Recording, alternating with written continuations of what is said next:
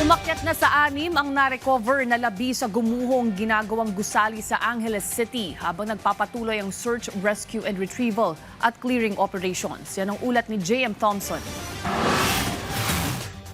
Natukoy na ang pagkakakilanlan ng panlimang katawan na na-recover kahapon at ang pang-anim naman ngayon.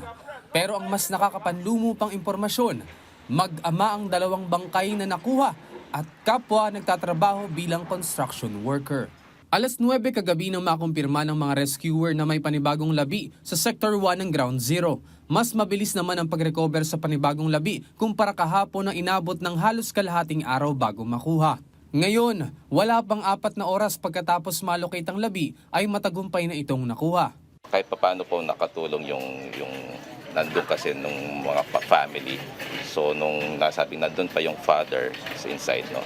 At tapos yung patuloy na lumalakas yung scent habang papalalim sila doon sa lugar.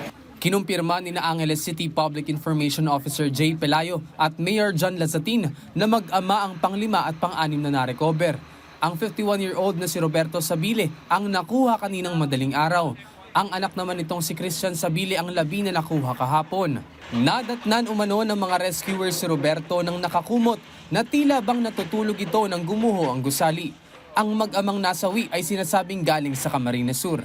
Kaagad itong na-identify ng kanilang mga pamilya. Nandito po sila sa ating mga tents, no? At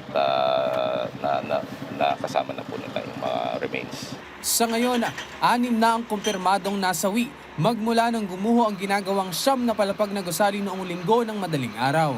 Ayon sa mga otoridad, hindi kasama sa kanilang inisyal na listahan ang mag-amang nakuha. Kaya't magpasa hanggang ngayon ay hindi pa rin sigurado kung 14 na lang ba ang natitirang biktima na nasa ilalim pa rin ng gumuhong gusali. Samantala, nakikipag-ugnayan na ang abogado ng contractor at owner sa mga otoridad habang patuloy pa rin ang kanilang investigasyon.